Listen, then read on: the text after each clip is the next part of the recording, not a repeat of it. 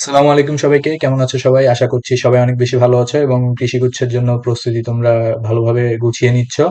তো আমরা আমাদের চ্যানেল থেকে বলেছিলাম যে আমরা প্রতিটা সাবজেক্টের ফাইনাল সাজেশন ভিডিও নিয়ে আসব, যেটা আমরা গতবারও করেছিলাম গত বছর। এবং তারই ধারাবাহিকতায় আজকে আমরা রসায়নের সাজেশন ভিডিওটা নিয়ে আসতেছি, এবং আমাদের অন্যান্য সাবজেক্টের যে সাজেশন ভিডিওগুলো আছে সেগুলো কিন্তু নিয়মিত তোমরা আমাদের চ্যানেলে পেয়ে যাবে। তো একটা জিনিস আমি বলে রাখি যে আমি গত বছরও এই রসায়ন নিয়ে ফাইনাল সাজেশন ভিডিও দিয়েছিলাম, সেইখান থেকে 16টা টপিক থেকে 16টা কোশ্চেন হুবহু কমেন্ট পড়ছে, মানে 16টা টপিক থেকে কোশ্চেন আসছে। আজকে আমি যে টপিকগুলো দেখাবো সেই টপিকগুলো থেকেও ভাইয়া কমন আসবে। ওই ভিডিওটাতেও আমি বলে দিয়েছিলাম যে এইটা কিন্তু খুবই ইম্পর্টেন্ট, এটা 5 স্টার, এটা 3 স্টার, এইভাবে বলে দিয়েছিলাম। ওই টপিকগুলো থেকে প্রশ্ন আসছে। তো ভাইয়া আজকের ভিডিওটা একটু মনোযোগ দিয়ে দেখো, এবং কোন কোন টপিকগুলো ইম্পর্টেন্ট সেইগুলো একটু তুমি নোট ডাউন করে নিও, অথবা তোমার পিডিএফটা নিয়ে নিও। ঠিক আছে? তো চলো শুরু করা যাক। তার আগে আমি আমার পরিচয়টা সংক্ষেপে দিয়ে নিই। আমি মোহাম্মদ জুহাইর রাকেশ, পড়াশোনা করছি বাংলাদেশ কৃষি বিশ্ববিদ্যালয়ে, এবং আমি 2021-22 সেশনে পরীক্ষা দিয়ে 252তম হই। তো ভাইয়া, কি কি থাকছে আজকের এই ভিডিওটাতে? তো তুমি যে আজকের এই ভিডিওটা দেখতেছো, তোমার দেখার একটা উদ্দেশ্য আছে, ঠিক আছে? তো তুমি যদি মনে করো যে এই জিনিসগুলা, যে এই যে মানে স্লাইডে আমি যা যা লিখছি এই জিনিসগুলো তুমি জানো, তো আজকের ভিডিওটা তোমার জন্য না ভাইয়া। আর যদি মনে হয় যে না, এই জিনিসগুলো তুমি জানো না রসায়ন সম্পর্কে, তো তাহলে সেক্ষেত্রে তোমার মানে আজকের ভিডিওটা তোমার জন্য। তো ফার্স্টে আসো, কেন এই ভিডিওটা দেখবা? গত সাজেশন থেকে হুবহু কমন, যেটা বললাম আমি, 16টা টপিক থেকে প্রশ্ন আসছে। তারপরে কোন কোন চ্যাপ্টার ইম্পর্টেন্ট ভাইয়া রসায়নের, কোন কোন চ্যাপ্টার ইম্পর্টেন্ট সেই জিনিসটা আমরা আজকের ভিডিওতে দেখবো। কোনটা বেশি ইম্পর্টেন্ট, কোনটা কম ইম্পর্টেন্ট, সেই জিনিসটা আমরা দেখবো আর কি। আর তারপরে দেখবো কোন চ্যাপ্টার বাদ দিলেও কোনো সমস্যা নাই। তোমরা অনেকেই মানে আমাদের কাছে জানতে চাও যে ভাইয়া আমার প্রস্তুতিটা একটু খারাপ, আমার প্রস্তুতিটা মানে আমি পরে শুরু করেছি, তো সেক্ষেত্রে আমি কিছু চ্যাপ্টার বাদ দিতে যাচ্ছি, কোন চ্যাপ্টার গুলো বাদ দিলেও আমার কোনো সমস্যা হবে না। তো তুমি আজকের ভিডিওতে ওই জিনিসটা জানতে পারবে যে কোন চ্যাপ্টার গুলো বাদ দিলেও কোনো তোমার সমস্যা নেই। তারপর আসো, কোন চ্যাপ্টারের কোন টপিক, তুমি চ্যাপ্টার জানলা, তারপরে ওই চ্যাপ্টারের ভিতরে কোন টপিকটা ইম্পর্টেন্ট সেইটাও তোমার আজকের ভিডিওতে আমি বলে দেবো, ঠিক আছে? তারপরে তোমাদের সবচেয়ে মানে ভয়ের জায়গা যেটা, সেটা যৌগ যৌগ পারি না ভাইয়া, কি করব, ঠিক আছে? জৈব যৌগ থেকে কতটা প্রশ্ন আসে, আর জৈব যৌগ থেকে কেমন ইম্পর্টেন্ট, বা জৈব যৌগ না পারলে তোমার সেক্ষেত্রে করণীয় কি, আজকের ভিডিওতে তুমি কিন্তু সেইটা জানতে পারবা। তারপরে আরেকটা বহুল মানে প্রশ্ন, তোমার তোমরা প্রশ্ন করে থাকো আমাদেরকে যে ভাইয়া মেডিকেল প্রিপারেশন নিয়েছি ভাইয়া, ম্যাথমেটিক্যাল টার্ম পারি না। তোমরা সবাই জানো যে রসায়নে 20টা প্রশ্ন থাকে, তার মধ্যে 12টার মতো থিওরিটিক্যাল থাকে, থিওরি থেকে থাকে, যেগুলোতে তোমার ম্যাথের কোনো প্রশ্নই আসে না, বা তোমার ক্যালকুলেশনের কোনো প্রশ্ন আসে না। আর 8টা থাকে ক্যালকুলেশন টাইপের, অন অ্যান এভারেজ আর কি, ঠিক আছে? অন অ্যান এভারেজ এই জিনিসটা থাকে। তো তোমরা একটা জিনিস ভয় করো যে ভাইয়া আমরা তো মেডিকেলের প্রিপারেশন নিয়েছি, তো সেক্ষেত্রে তো আমরা ম্যাথ করি নাই, রসায়ন থেকে যে ম্যাথ গুলো আসে সেগুলো তো আমরা করি নাই, সেক্ষেত্রে আমাদের কি হবে সেই জিনিসটাও তোমরা আশা করি আজকের ভিডিও থেকে ক্লিয়ার হয়ে যাবে।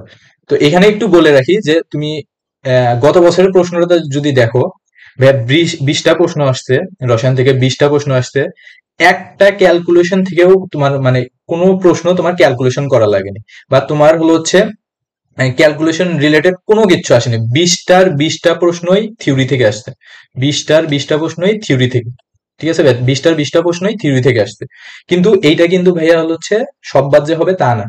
মোটামুটি ধরা যায় যে 12-13টা প্রশ্ন থিওরি থেকে থাকে, আর 7-8টা কোশ্চেন ক্যালকুলেশন থেকে থাকে। তো তোমার যদি ভাগ্য ভালো হয়, বা আগের বারের মতো যদি প্রশ্ন হয়, তাহলে কিন্তু তুমি মেডিকেল প্রিপারেশন নিয়েই রসায়নে 20-এ 20 তোলা সম্ভব। আমরা যে আমাদের ভিডিও থাম্বনেইলে 20-এ 20 দিছি, তার একটা অবশ্যই কারণ আছে। আমরা আগের বছরও 20-এ 20 দিছি, এইবারও 20-এ 20 দিছি। তার কারণ আমরা যে টপিকটা থেকে বলে দেবো সেই টপিকগুলো থেকে প্রশ্ন আসবে, এবং তোমরা আগের বারের ভিডিওগুলো দেখো এবং আগের বারের প্রশ্নটা নিও, নিয়ে তুমি দেখো যে আমি যা যা বলছি সেই জিনিসগুলো আসছে কিনা, তুমি মিলাই নিতে পারবে। আমাদের ভিডিওটা আমাদের চ্যানেলেই আছে। তো চলো শুরু করা যাক। আগে ফার্স্টে আসলে কৃষি ফাইনাল মডেল, মানে আমাদের কোন চ্যাপ্টারটা ইম্পর্টেন্ট সেটা জানার জন্য আমাদের প্রশ্ন কিন্তু অ্যানালাইসিস করা প্রয়োজন। প্রশ্ন অ্যানালাইসিস আমি ফার্স্টে কিভাবে করব? তুমি আগে বিগত 4-5 বছরের প্রশ্ন, মানে কোন চ্যাপ্টার থেকে কয়টা করে প্রশ্ন আসছে সেই জিনিসটা তুমি আগে দেখবা। তাহলে কিন্তু তুমি বুঝে যাবা যে কোন চ্যাপ্টারটা ইম্পর্টেন্ট, আর কোন চ্যাপ্টারটা তুমি বাদ দিলেও হবে, বা কোন চ্যাপ্টারটা তোমার কম ইম্পর্টেন্ট। এটা কিন্তু জাস্ট একটা জিনিস করার মাধ্যমেই সম্ভব, যেটা আমি এই স্লাইডে দেখাইছি, যে কোন চ্যাপ্টার থেকে কতগুলা করে প্রশ্ন আসছে। তার মাধ্যমে তুমি কিন্তু বুঝতে পারবা যে কোন চ্যাপ্টারটা ইম্পর্টেন্ট। ফার্স্টে আসো, ফার্স্ট পেপারের গুণগত রসায়ন। গত বছর আসছে একটা, 22-23 সেশনে আসছে তিনটা, 21-22 সেশনে আসছে চারটা, এবং 20-21 সেশনে আসছে তিনটা। তো তুমি ধরেই নিতে পারো গুণগত রসায়ন থেকে 2 থেকে 3টা প্রশ্ন অবশ্যই হবে, 2 থেকে 3টা। গত বছর একটা হয়েছে, কিন্তু অন অ্যান এভারেজ তোমার হলো হচ্ছে 2 থেকে 3টা প্রশ্ন গুণগত রসায়ন থেকে থাকে। তাহলে গুণগত রসায়ন চ্যাপ্টারটা কিন্তু তুমি 3 স্টার দিতেই পারো, ঠিক আছে।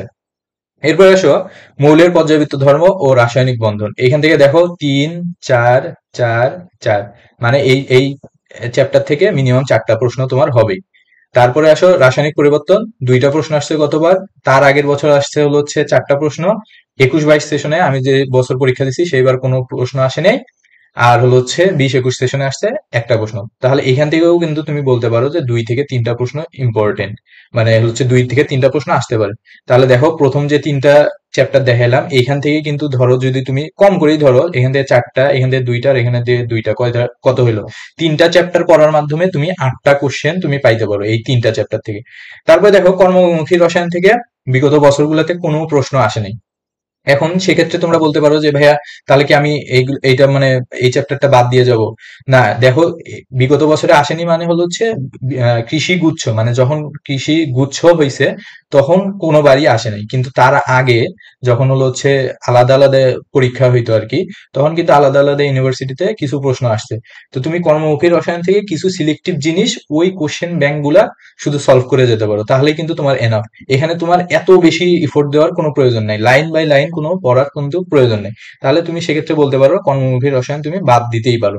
এরপর আসো পরিবেশ রসায়ন, আগের বার আসছে 4টা প্রশ্ন, তার আগের বার 2টা, তার আগে আসে নাই। তার তার মানে এখান থেকেও ধরে নিতে পারো 2 থেকে 3টা প্রশ্ন। এরপরে আসে হলো হচ্ছে জৈব যৌগ আর কি, জৈব যৌগ কি হয়েছে ভাইয়া? জৈব যৌগ থেকে দেখো 8টা প্রশ্ন আসছে বিগত বছর, তার আগের বছর 6টা, তার আগের বছর 7টা, তার আগের বছর 9টা।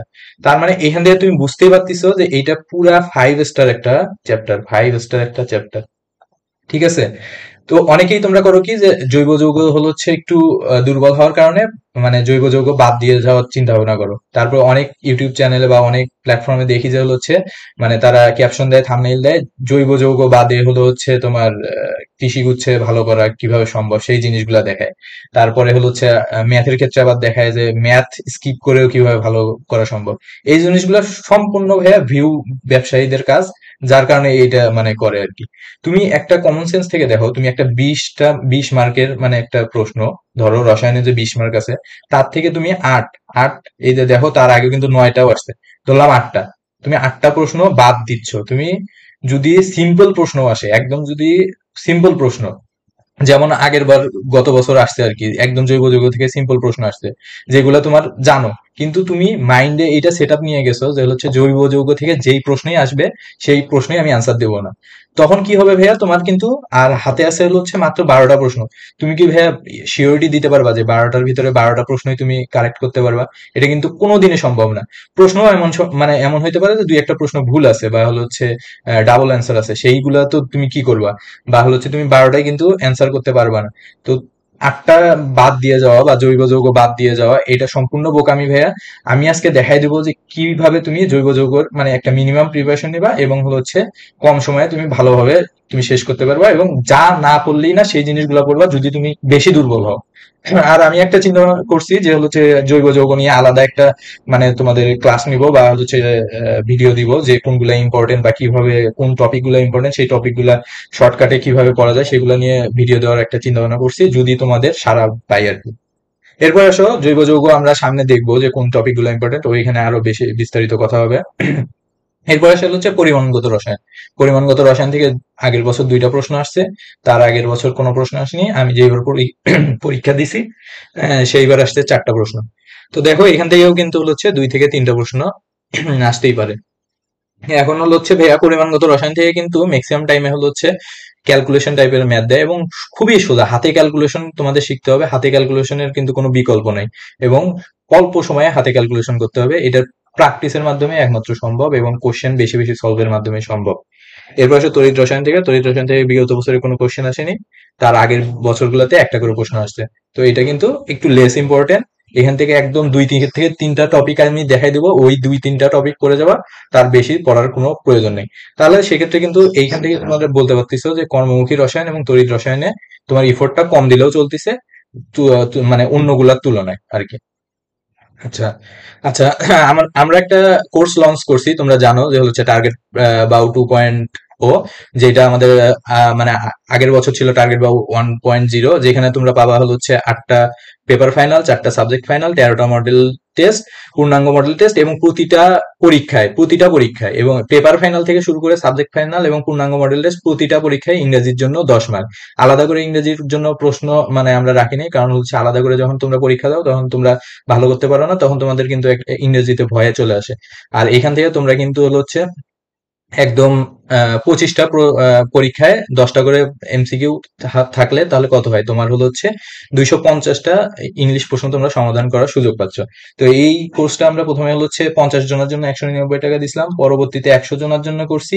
কিন্তু এটা এখন 100 জনের জন্যও না, তোমাদের ভাইয়া 8 তারিখ পর্যন্ত যতজন ইচ্ছা ভর্তি হও, 8 তারিখ পর্যন্ত তোমাদের এটা 199 টাকা থাকবে। তারপরে হচ্ছে তোমাদের এইটার ফি কিন্তু বেড়ে যাবে। তো এইটা মানে আমাদের কোর্স সম্পর্কে বিস্তারিত যদি জানতে চাও, তো সেক্ষেত্রে একটা ওই ওই রিলেটেড একটা ভিডিও বানানো আছে, তোমরা সেই জিনিসটা দেখে নিতে পারো। এরপর আসো যে গুণগত রসায়ন, আমরা এখন চ্যাপ্টার বাই চ্যাপ্টার আগাবো এবং দেখবো যে কোন জিনিসগুলো ইম্পর্টেন্ট। গুণগত রসায়ন থেকে আমরা বলছি যে গুণগত রসায়ন 3 স্টার চ্যাপ্টার, মানে তোমার পড়তেই হবে 2 থেকে 3টা প্রশ্ন এখান থেকে থাকবে। ঠিক আছে, 2 থেকে 3টা প্রশ্ন। এখন আসো কোন টপিক গুলো ইম্পর্টেন্ট। ইলেকট্রন বিন্যাস, ইলেকট্রন বিন্যাস ভাইয়া ইম্পর্টেন্ট, আহ্বায়ক নীতি, অরবিটাল শক্তি, এগুলা জিনিসগুলো ইম্পর্টেন্ট আর কি। এরপরে আসলে হচ্ছে কোয়ান্টাম সংখ্যা। কোয়ান্টাম সংখ্যা আগের বছরে এইভাবে লিখছিলাম 5 স্টার, এই বছরে লিখতেছি, বিগত মানে সামনের বছরগুলোতে লিখবো, কারণ হচ্ছে কৃষিগুচ্ছে পরীক্ষায় মানে ছাত্রদের খুবই একটা ফেভারিট টপিক হচ্ছে কোয়ান্টাম সংখ্যা। আগের বছর যদি দেখে থাকো, যে কোয়ান্টাম সংখ্যা থেকে কিন্তু একটা প্রশ্ন আসছে। তো কোয়ান্টাম সংখ্যা রিলেটেড যত কিছু আছে, তুমি দরকার হলে একটা মানে নোট করে নিবা, বা একটা পেজে পেজে সবকিছু লিখে নিবা, নিয়ে তোমার আজকেই টেবিলে লাগাই দিবা, কারণ কোয়ান্টাম সংখ্যা থেকে একটা প্রশ্ন তুমি কনফার্ম পাবা 1 থেকে 2টা, মিনিমাম একটা, তার উপরে যতটা আসে আর কি। এরপর আসে হচ্ছে এই 2টা জিনিসই হচ্ছে এই চ্যাপ্টার থেকে মেইন ইম্পর্টেন্ট। তারপরে আসে দ্রাব্যতা ও দ্রাব্যতার গুণফল, এটা তুলনামূলক একটু কম ইম্পর্টেন্ট। আর আয়ন শনাক্তকরণ, এটাও অতটা বেশি ইম্পর্টেন্ট না, তারপরেও যেগুলো কমন সেই জিনিসগুলো একটু দেখে যাবা আয়ন শনাক্তকরণ থেকে। এরপর আসে ক্রোমাটোগ্রাফি থেকে, কারণ জানো যে হচ্ছে স্যাররা একটু মানে হচ্ছে থিওরিটিক্যাল প্রশ্ন করতে পছন্দ করে, তো ক্রোমাটোগ্রাফি টপিকটাও একটু দেখে যাও। এরপর আসে মৌলের পর্যায়বৃত্ত ধর্ম ও রাসায়নিক বন্ধন। তো এই স্টেজে এসেও ভাইয়া আমার এই জিনিসটা একটু বলতে বাধ্য হই, যে হচ্ছে তোমরা অনেকে ইলেকট্রন বিন্যাস করে কোন মৌলটা কোন ব্লকে অবস্থিত, বা হচ্ছে কোন পর্যায়ে কোন গ্রুপে অবস্থিত, এই জিনিসটা তোমরা এখন পর্যন্ত বের করতে পারো না ভাইয়া। এখান থেকে কিন্তু এটা খুবই ইম্পর্টেন্ট, যে হচ্ছে কোন ব্লকে অবস্থিত, বা হচ্ছে কোন পর্যায়ে অবস্থিত, কোন গ্রুপের মৌল। তোমার মৌলের নামটা দিয়ে দিবে যে কোন গ্রুপের বা কোন পর্যায়ের মৌল। তো সেই জিনিসটা কিন্তু তোমার জানা লাগবে। ঠিক আছে ভাই, একদম সিম্পল জিনিস, তোমরা 19-এও এই জিনিসটা করছো, তো এটা একটু শিখে নিবা।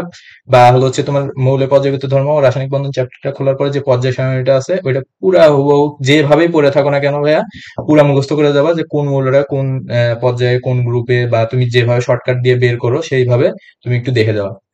এরপরে আছে কিছু প্রচলিত নাম, কিছু কিছু গ্রুপের প্রচলিত নাম আছে। তুমি জানো ভাইয়া যে হচ্ছে 17 নাম্বার গ্রুপের মৌল, কিন্তু তুমি জানো না যে হচ্ছে 17 নাম্বার গ্রুপকে তোমার হচ্ছে হ্যালোজেন গ্রুপ বলা হয়। তো তুমি সেক্ষেত্রে কিন্তু ওইটা কিন্তু অ্যান্সার করতে পারবে না। তো কোন গ্রুপ কি নামে মানে প্রচলিত আছে সেই জিনিসটা একটু দেখে যাওয়ার চেষ্টা করবে। এরপরে আসে এইটা আরো বেশি ইম্পর্টেন্ট, ভর্তি পরীক্ষাগুলোতে হচ্ছে শক্তির ক্রম, বা হচ্ছে বড় থেকে ছোট বা ছোট থেকে বড়, এই ক্রমগুলা ছাত্রদের খুবই মানে পছন্দ আর কি। বিগত বছরেও আমি বলছি যে ক্রম থেকে একটা প্রশ্ন দিবে, মানে হচ্ছে বড় থেকে ছোট নাকি ছোট থেকে বড়, এরকম একটা টাইপের, এবং সেটা এখান থেকে দিবে, সেটা দিছে, তোমরা ভিডিওটা দেখো তাহলে তোমরা প্রমাণ পাবা। এবারও আমি বলতেছি যে কিছু মৌল দিয়ে দিবে, দিয়ে বলবো যে পরমাণুর আকারের ভিত্তিতে নিচের কোনটি সঠিক, বড় থেকে ছোট অথবা ছোট থেকে বড় একটা ক্রম দিয়ে দিবে, তোমার অ্যান্সার করতে হবে যে কোনটা সঠিক। তো পরমাণুর আকার, আয়নীকরণ শক্তি, ইলেকট্রন আসক্তি এবং তড়িৎ ঋণাত্মকতা, এই 4টা জিনিস পড়লেই এনাফ এখান থেকে। ঠিক আছে ভাইয়া, এই ক্রম থেকে বা হচ্ছে বড় থেকে ছোট, বা হচ্ছে তোমার নিচের কোনটি সত্য, এই টাইপের প্রশ্নের ক্ষেত্রে এইটুকু পড়লেই এনাফ। এরপরে আসো 5 স্টার দাও, বা হচ্ছে তুমি ধরে নাও যে এখান থেকে প্রশ্ন না থাকলে হবেই না, মানে হচ্ছে কৃষিগুচ্ছের 20টা প্রশ্নের ভিতরে 1টা থেকে 2টা প্রশ্ন এখান থেকে থাকবে, সেটা হচ্ছে কি সংকরায়ন আর হলো হচ্ছে আমার বন্ধনগণ, 5 স্টার শঙ্করায়ন এবং বন্ধনগণ। এখন আসো শঙ্করায়ন তুমি কিভাবে বের করবা বা হচ্ছে তুমি কিভাবে পড়ছো সেটা তো সম্পূর্ণ তোমার ব্যাপার। যেভাবে তুমি পড়ছো, কমন গুলা তো একদম মুখস্থ হয়ে যাওয়ার কথা। আর যদি তোমার কমন গুলা বাদে অন্য কিছু আসে, সেক্ষেত্রে তুমি যেভাবে শিখছো সেইভাবে তুমি ভাইয়া ওইটা বের করবা শঙ্করায়ন। এবং বন্ধনগণের ক্ষেত্রেও সব বন্ধনগণ পড়ার কোনো প্রয়োজন নাই। তুমি জাস্ট খালি কমন যে বন্ধন কোণগুলো আছে, যে মানে যৌগগুলোর বন্ধন কোণগুলো আছে, সেইগুলা তুমি পড়ে যাবে, তাহলেই এনাফ। আর উভধর্মী পদার্থ কোনগুলা, সেইগুলা একটা মানে কয়েকটা যৌগ আছে উভধর্মী, সেইটা একটু দেখে যাবা। এইটুকুই পড়লেই মৌলের পর্যাবৃত্ত ধর্ম ও রাসায়নিক বন্ধন থেকে এনাফ। তো চলো সামনের দিকে আগে। এরপরে আসে হলো হচ্ছে রাসায়নিক পরিবর্তন। রাসায়নিক পরিবর্তন থেকে পিএইচ রিলেটেড ম্যাথ। এই যে দেখো ম্যাথমেটিক্যাল টার্ম তোমরা যে ভয় পাও, পিএইচ কিন্তু শর্টকাটে কিভাবে বের করে তোমরা আশা করছি যে এখন জানো। মেডিকেল প্রিপারেশন যারা নিছো তারা তো এখন শুরু করছো, তারা আশা করি জানার কথা। এবং ভার্সিটি প্রিপারেশন যারা নিছো আগে থেকেই, তাদের তো এটা একদম এখন মুখস্থ হয়ে যাওয়ার কথা। পিএইচ সম্পর্কিত ম্যাথ একটা প্রশ্ন অবশ্যই থাকবে। আগের বার থাকে মানে ছিল না, কোনো ক্যালকুলেশন টাইপেরই ম্যাথ ছিল মানে ছিল না, সেই জন্যই আর কি আসে নাই। আগের বার বলছিলাম আসবে কিন্তু আসে নাই। কিন্তু ম্যাথমেটিক্যাল টার্ম থেকে দিলে অবশ্যই পিএইচ স্কিপ করার কোনো সুযোগ নাই, পিএইচ থেকে একটা ম্যাথ থাকবে। এরপর আসে হচ্ছে কেপি এবং কেসি। ঠিক আছে, এখান থেকেও একটা জিনিস থাকবে। আচ্ছা, একটা জিনিস বলে নেই, এবার কিন্তু হচ্ছে কৃষিগুচ্ছ ভর্তি পরীক্ষার দায়িত্বে থাকবে হচ্ছে বাংলাদেশ কৃষি বিশ্ববিদ্যালয় বাউ। তো সেক্ষেত্রে তোমার প্রশ্ন কিন্তু খুব বেশি কঠিন হবে না, খুব বেশি সহজ হবে না। আগের বারের প্রশ্নটা তোমরা যদি দেখো, তাহলে কিন্তু হলো হচ্ছে দেখবা যে একদম সোজা প্রশ্ন ছিল। আবার তার আগের বছর যদি প্রশ্ন দেখো, দেখবা যে খুবই কঠিন প্রশ্ন ছিল। তো এই দুইটার মাঝামাঝি টাইপের প্রশ্ন হবে হলো হচ্ছে এই বছর। কারণ খুব বেশি সহজ হবে না, খুব বেশি কঠিন হবে না। কারণ বাংলাদেশ কৃষি বিশ্ববিদ্যালয় এটার দায়িত্ব থাকবে এবং তাদের একটা নিজস্ব মানে প্যাটার্ন আছে। সেই প্যাটার্নে তারা পরীক্ষাটা নিয়ে থাকে আর কি। তো আশা করছি যে আমাদের ব্যাচে ভর্তি হলে তোমরা জানতে পারবা বা হচ্ছে তোমরা পরীক্ষা দিতে দিতে বুঝতে পারবা যে বাংলাদেশ কৃষি বিশ্ববিদ্যালয়ের পরীক্ষার প্যাটার্ন কেমন বা হচ্ছে তোমার কৃষি গুচ্ছের পরীক্ষার প্যাটার্ন কেমন। তো আশা করছি যে তোমরা যদি মানে ভর্তি হও তাহলে উপকৃতই হবা। কারণ আমাদের শুধু এটা একটা এক্সাম ব্যাচ না, এর সাথে আমরা গাইডলাইন থেকে শুরু করে তোমার পার্সোনাল যত প্রবলেম আছে, একাডেমিক নন একাডেমিক সবকিছুই আমরা দেখার চেষ্টা করবো। এরপর আসে বাফার দ্রবণ। বাফার দ্রবণ থেকে বিগত বছরেও প্রশ্ন আসছে, মানে গত বছরেও প্রশ্ন আসছে। এর পরেও আসবে আর কি। এরপরে তুমি হলো হচ্ছে লাসা তেলিয়ার নীতি, এটা তুমি 19 থেকেই পড়ে আসতেছে, এটাও একটু দেখে যাবে রাসায়নিক পরিবর্তন থেকে। এরপরে আসো কর্মমুখী রসায়ন। দেখাইলাম যে কৃষিগুচ্ছ যখন থেকে পরীক্ষা নেওয়া শুরু হয়েছে, মানে ক্লাস্টার ডিগ্রি, তখন থেকে এখানে প্রশ্ন আসে না। তো সেক্ষেত্রে তুমি কি করবা, ফার্স্ট হলো হচ্ছে কোশ্চেন ব্যাংকে অন্যান্য ইউনিভার্সিটি মানে যখন পরীক্ষা নিত তখন যে প্রশ্নগুলো আসছে কর্মমুখী রসায়ন থেকে, সেই জিনিসগুলো সেই মানে এমসিকিউ গুলা সলভ করে যাবে। এরপরে তুমি হলো হচ্ছে বই থেকে অ্যান্টি অক্সিডেন্টের যে পার্টটুকু আছে বা টপিকটুকু আছে ওই জিনিসটা পড়বা, ওই প্যারাটুকু পড়বা, দুধ এবং কলয়ের সাসপেনশন, এই জিনিস কয়টা পড়লেই তোমার এনাফ।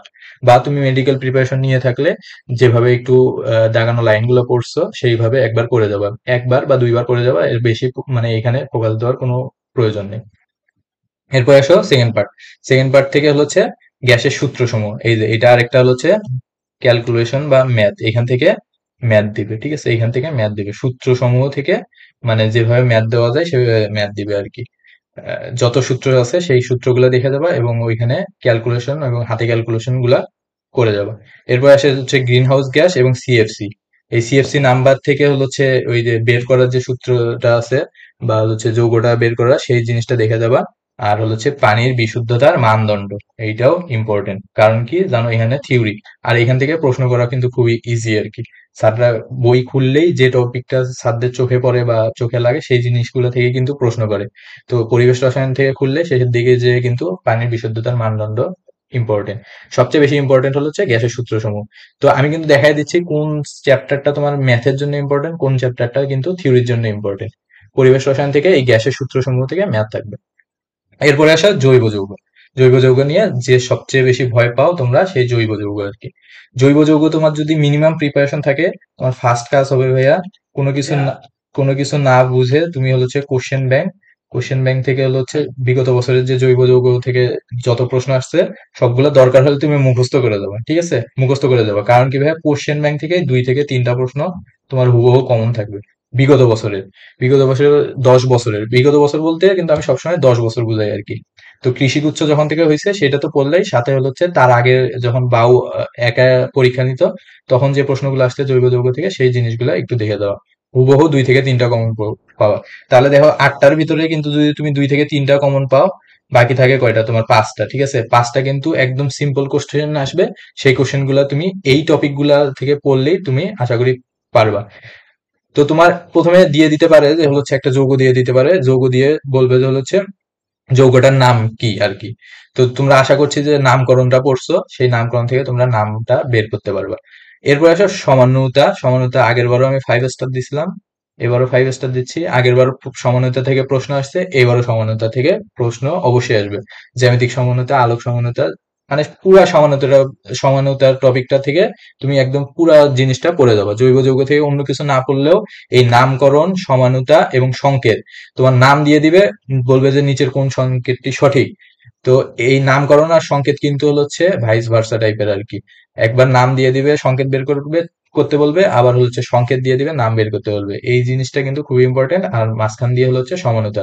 কিছু যদি নাও পড়ো, কিছু যদি নাও বোঝো জৈব যৌগ থেকে, তুমি কিন্তু এটা অবশ্যই বোঝো আর কি, কারণ তোমরা ইন্টার থেকেই পড়ে আসতেছো। আর এই জিনিসটা তোমরা খুব ভালোভাবে বোঝো জৈব যৌগ থেকে। তো এই জিনিসটা স্কিপ করো না, এখান থেকে 1 থেকে 2টা মার্ক তোমরা পেয়ে যাবে, 1 মার্ক মিনিমাম পাবে। তাহলে 5টা থেকে একটা গেল, তাহলে তোমার কয়টা থাকলো? 4টা। আসলে এই 4টাও দেখাই যে কোন জায়গা থেকে থাকবে। এই 4টার ভিতরে থাকবে হচ্ছে নামধারী বিক্রিয়া, যেগুলো কমন নামধারী বিক্রিয়া আছে সেখান থেকে প্রশ্ন দিবে। দিয়ে বলতে পারে যে হচ্ছে কি উৎপন্ন হবে, বা এখানে কি প্রভাবক ইউজ করা হয়, নামধারী যে বিক্রিয়াগুলো আছে সেইগুলা, এবং সাধারণ বিক্রিয়া মানে হচ্ছে যেগুলো একদম কমন বিক্রিয়া, সেই কমন বিক্রিয়াগুলো দেখে যাবা, নামধারী বিক্রিয়াগুলো দেখে যাবা, একটা কমন পাবা।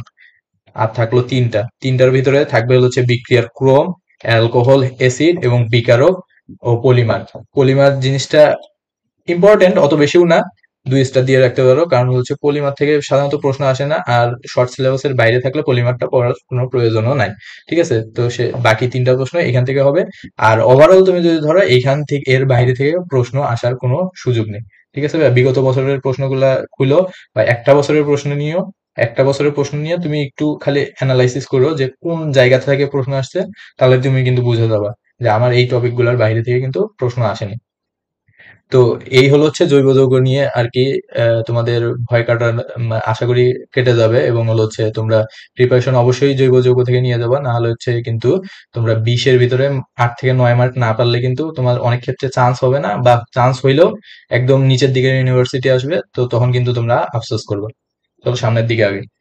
এরপর আসো পরিমাণগত রসায়ন। এখান থেকেও ম্যাথ থাকবে, এখান থেকেও 1 বা 2টা ম্যাথ থাকবে, এখান থেকেও ম্যাথ থাকবে। তারপরে আসলে প্রথমে আসে হচ্ছে স্ট্যান্ডার্ড পদার্থ, কোনটি প্রাইমারি স্ট্যান্ডার্ড পদার্থ, কোনটি সেকেন্ডারি স্ট্যান্ডার্ড পদার্থ, এই জিনিসগুলো আর কি। ওই যে HCl প্রাইমারি স্ট্যান্ডার্ড পদার্থ নাকি সেকেন্ডারি স্ট্যান্ডার্ড পদার্থ, খুবই কমন প্রশ্ন। এই স্ট্যান্ডার্ড পদার্থ থেকে মানে প্রশ্ন থাকতে পারে। এরপরে আসে মোলারিটি, মোলারিটি থেকে ম্যাথ থাকবে, মোলারিটি থেকে অবশ্যই অবশ্যই ম্যাথ থাকবে। তারপরে নির্দেশকের যে একটা ছক আছে, এখান থেকে থিওরিটিক্যাল টাইপের প্রশ্ন, কোন নির্দেশক ব্যবহার করা হয় সেই টাইপের একটা জিনিস থাকতে পারে। এরপরে আসে জারণ সংখ্যা, খুবই সিম্পল, একদম 9-10 থেকে তোমরা পড়ে আসতেছো জারণ সংখ্যা বের করা। তো আশা করছি যে জারণ সংখ্যা বের করতে পারো। এই জারণ সংখ্যা থেকে কিন্তু একটা অবশ্যই থাকবে। এরপরে হচ্ছে জারণ বিজারণ বিক্রিয়া, মানে হচ্ছে কোনটি কোনটি জারক, কোনটি বিজারক। একটা বিক্রিয়া দিয়ে দিবে, এইভাবে একটা বিক্রিয়া দিয়ে দিবে, ধরলাম ABCD দিয়ে দিবে। আর হচ্ছে তোমার বলে দিবে যে মানে নিচের কোনটি, মানে উপরের বিক্রিয়ায় কোনটি জারক কোনটি বিজারক। ঠিক আছে, এই টাইপের প্রশ্ন কিন্তু খুবই কমন প্রশ্ন। এই হলো পরিমাণগত রসায়ন থেকে আহ, যা টপিক ইম্পর্টেন্ট সেটা দেখাই দিলাম। এরপর আসো সর্বশেষ চ্যাপ্টার, তড়িৎ রসায়ন। আমি ভিডিওটা খুবই তাড়াতাড়ি বলার চেষ্টা করতেছি, যার কারণ হচ্ছে ভিডিওটা বড় হইলে তোমাদের মনোযোগ ধরে রাখা কঠিন হয়ে যাবে। তোমরা এই ভিডিওটা শেষ হওয়ার পরে দরকার হলে তোমরা এইগুলো স্ক্রিনশট দিয়ে রাখবা, বা এই চ্যাপ্টার গুলোর কোন টপিকটা ইম্পর্টেন্ট সেটা খাতায় লেখার চেষ্টা করবা। প্রথমে আসে হচ্ছে কোনটি অ্যানোড কোনটি ক্যাথোড। নিচের মানে উপরের বিক্রিয়ায় কোনটি অ্যানোড হিসেবে কাজ করেছে, কোনটি ক্যাথোড হিসেবে কাজ করেছে। এই জিনিসটা কিন্তু আবার হচ্ছে সক্রিয়তা সিরিজের সাথে ইন্টারকানেক্টেড। তুমি যদি সক্রিয়তা সিরিজটা জানো, তাহলে কোনটি অ্যানোড কোনটি ক্যাথোড হবে সেটা কিন্তু তুমি অবশ্যই পারবে। এইখান থেকে তড়িৎ রসায়ন থেকে ম্যাথ থাকে সাধারণত, এখান থেকেও একটা ম্যাথ থাকে। আর থিওরি থেকে যদি থাকে তাহলে এই জিনিসটাই থাকবে, কোনটি অ্যানোড হিসেবে কাজ করছে বা কোনটি ক্যাথোড হিসেবে কাজ করছে, এবং সক্রিয়তা সিরিজের কোনটি উপরে বা কোনটি নিচে, এই টাইপের থিওরি থেকে থাকতে পারে। আর ম্যাথ যে দুইটা টপিক থেকে থাকবে সেটা হচ্ছে ইএমএফ আর হচ্ছে ফ্যারাডের সূত্রে। এইখান থেকে অবশ্যই তোমরা একটা জানো যে হচ্ছে তোমরা অনেকভাবে জানতে পারো। আমি হচ্ছে এটা আমাদের স্টুডেন্টকে এইভাবে শেখাই, ই নট সেল, ছোট মান মাইনাস বড় মান। এইটা দিয়ে যে কত প্রশ্ন আসছে তোমরা মানে কোশ্চেন ব্যাংক খুললেই বুঝতে পারবে। ঠিক আছে, তো এই টাইপের যে ছোট ছোট মানে ম্যাথ গুলো আছে এই চ্যাপ্টার থেকে, সেই ম্যাথ গুলো দেখে যাবা। আর হচ্ছে যে জিনিস সক্রিয়তা সিরিজ এবং অ্যানোড এবং ক্যাথোড, এই দুইটা জিনিস দেখলেই আশা করছি যে তোমাদের পুরা কেমিস্ট্রি প্রস্তুতিটা খুব ভালোভাবে সম্পন্ন হবে। তো আজকের ভিডিওটা এই পর্যন্তই, এবং পরবর্তী যে সাজেশন ভিডিওগুলো আছে সেগুলা মানে তোমাদের সেগুলা পেতে তোমাদের আমাদের চ্যানেলের সাথেই থাকো। ধন্যবাদ সবাইকে। আসসালামু আলাইকুম।